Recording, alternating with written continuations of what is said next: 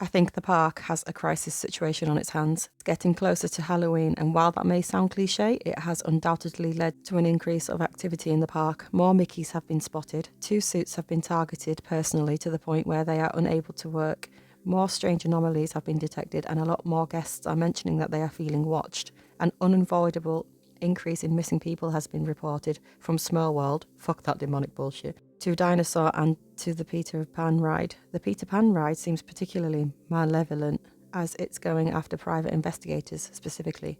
I met one of these investigators who commented on needing my help. Stephen and I had some free time off, so being suits, we went into the park after hours for a cryptid hunting spree. I borrowed his machetes for the hunt and we both had AR-15s strapped to our back. Now, we can't actually kill them due to some unholy trait, but we can damn well incapacitate them. We were running back to the entrance when we saw something weird. A Mickey. We froze.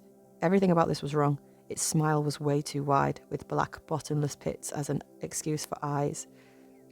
Its ears were shredded in places and its arms and legs were stretched to unreal proportions. The words it said to me sent shivers through my body, like my ears wanted to shrivel up and die at the sound of its voice. Mickey Mouse Clubhouse, come inside, you'll have fun inside. And with a snap of its neck, it disappeared, only a white and black photograph in its place. Stephen was the first to snap out of his stupor, shakily walking over to where the cryptid was and picking up the photograph. What was in the picture turned his face ghost white. "Stephen, what is it?" He handed me the photo and I immediately radioed for backup. It showed a male in the centre of a satanic circle, surrounded by what looked like dismembered Mickey animatronics and bones. The most horrifying thing? He was smiling at the camera. And we knew where he was. Almost half an hour later, when we arrived at the old Discover Island, we had identified the cavern as somewhere from under the lake, and lo and behold, there was a hole leading under the lake with only a sign to mark the entrance, Mickey Mouse Clubhouse. The circle in the photograph turned out to be Mickey's surrounding a calmly looking Vaxra with his hands clutched together holding who knows what.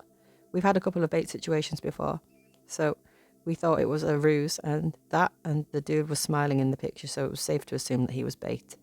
What do you think, Stephen? Should we go ARs or blades? He looked at us, confused for a moment, then he realised what we were saying. Let's go ARs. Vaxra spoke up. "I'm not the one you should be focused on. There are demons in your face. Now shoot them." Stephen wasn't having any of it. "Nice try, little bitch, but a talking cryptid is still a cryptid." "I'm not a cryptid. I'm investigating a family's disappearance on your Peter Pan ride." "Right. Okay, let's get this full. 3, 2, 1. Would a cryptid have this?" He unclasped his hands and showed us a glowing crucifix, and now dimming crucifix. We were going to enter the circle when we realised he was telling the truth, but then he froze, a look of sudden terror on his face. One of the Mickey heads chuckled and rasped, "Aha, just walk away and he lives. Make one move and he dies. Wouldn't want that to happen now, would ya?" Parts of all the animatronics flew up from the ground, assembling themselves into a dozen rusty Mickeys, all eyes set on us. I looked at Stephen, concerned, having encountered very few hostage situations. Igor radioed in, "I got this," and then dropped 4 of them in quick succession from behind us. He went to shoot the others, but they simply melted into shadows and reformed behind Vaxra. Ribs burst from the stomach of the Mickey right behind him, and we thought he was over.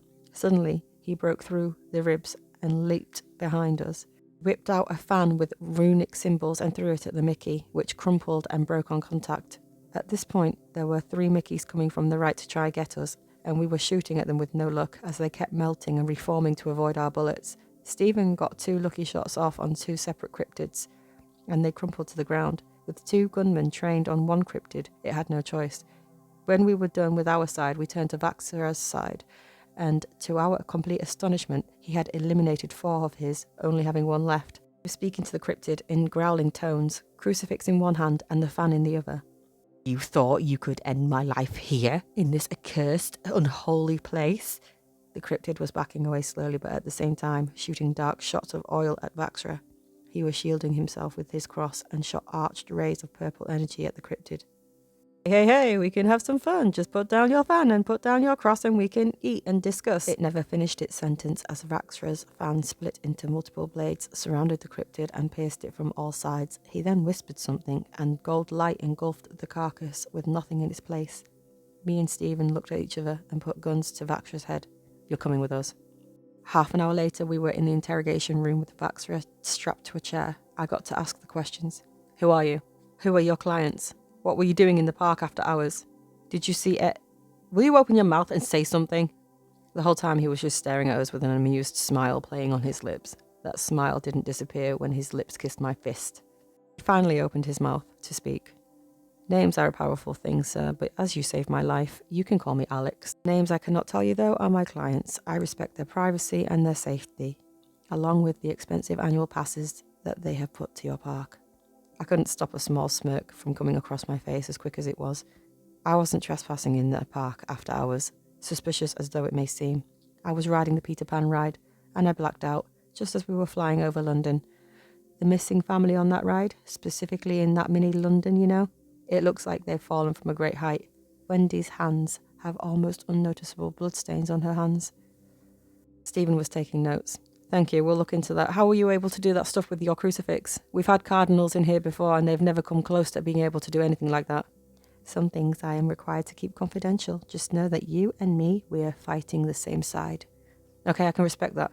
Are there any other supernatural anomalies you wish to tell us about? Yes, Small World has many. Is he right? My partner has just grabbed the table and was shaking. PTSD. My team has had experiences on that damnable creation. Ah, understandable. Alex had a strangely blank face as Stephen was shaking, but turned back to me and continued. Small World attracts too much creatures, and with the rumours flying around of dolls being creepy already, I think it's safe to say that this ride is out of order for now. Peter Pan has something against private investigators and families alike, so that should be taken care of. Lastly, one of the few really bad ones, Adventureland. There's something in there.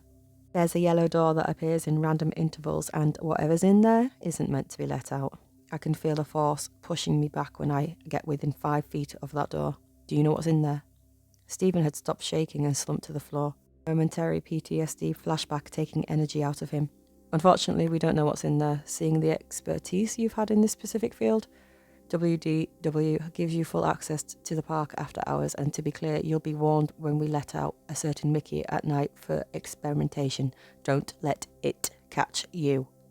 Got sudden chills as Alex's face lit up with that same smile that he had in the picture. I think we both know very well that you know what's behind that door. Some things are required to be kept confidential, sir, and I believe your time here is done. The chief will escort you out. As the chief escorted him out, Alex accidentally bumped into me, and his mouth uttered 3 words. That's not Stephen.